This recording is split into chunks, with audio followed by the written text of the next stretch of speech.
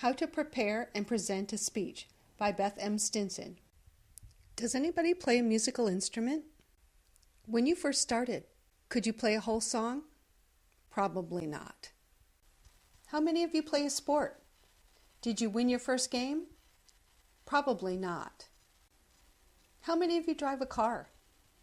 Could you parallel park your first time behind the wheel? Probably not. How did you get better at music or sports or driving? By practice. Today, I'm going to talk about how to prepare and present a speech. It's a huge topic. I can't possibly cover it in a 5 to 7 minute speech. But if you take away nothing else from my presentation today, remember that practice is the key to preparing and presenting speeches.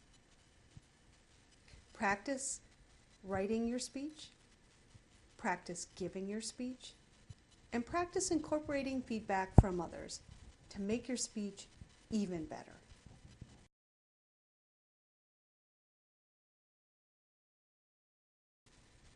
Everyone is inspired to write a speech in their own way. Every speech and every speaker has different goals. Maybe you enjoy a lively political debate. Or maybe you want to make people laugh. Or maybe you have to deliver a report at work.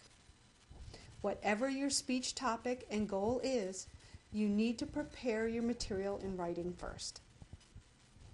Every successful speech has a beginning, a middle, and an end.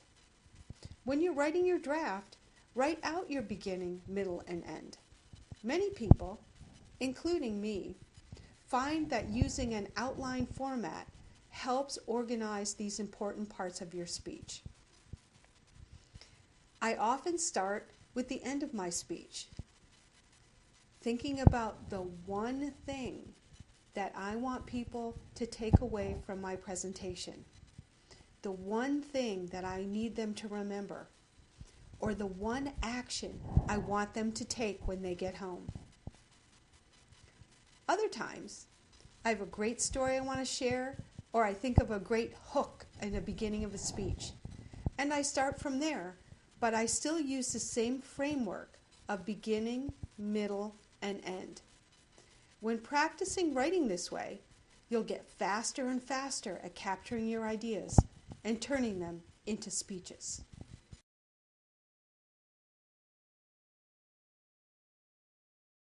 Once you have your draft speech, you need to practice giving it in order to refine your material.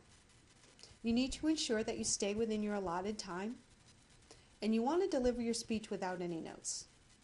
You'll also want to be able to use your visual aids or your props seamlessly.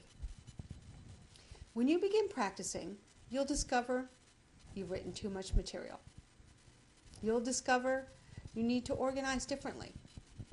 And you'll discover the best places to use your props.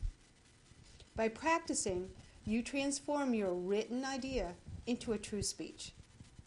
You can cut your material by showing with a gesture, movement, or tone of voice rather than telling with words.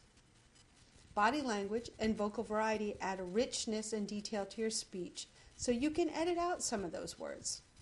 And your speech becomes more like a screenplay and less like a novel.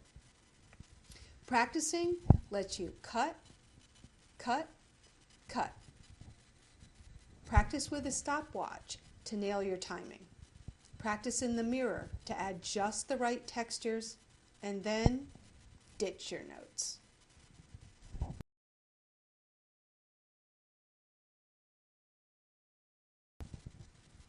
When you feel a bit confident in your material, it's time to seek out feedback from others. When I practice, I get my first round of feedback from my family. They're usually a much tougher audience than my Toastmasters club. They know me really well, but a lot of times they don't know the material that I'm presenting. So my family helps me clarify, organize, and use fewer idioms and less jargon. I usually rewrite after a family critique. Next, it's time to get feedback from your Toastmasters club. I receive lots of great feedback from my Toastmasters friends. It's very valuable and helps me improve. But sometimes feedback given with the best intentions can't be incorporated into my speech. And that's okay. It's important to recognize the difference of what you can change and what you don't want to change. For example, I received feedback on a speech I gave about making websites accessible to people with disabilities. And the feedback said that I used too much jargon and too much technical terminology. And while this was true for my Toastmasters Club, it was not true for my intended audience, so I did not change my speech content.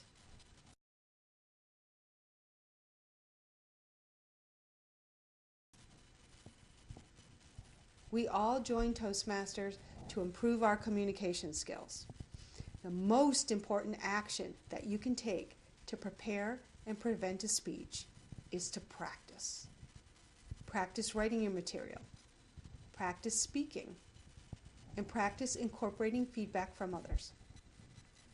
By practicing, your skills will improve, just like they did when you were trying to play an instrument or play a sport or drive a car.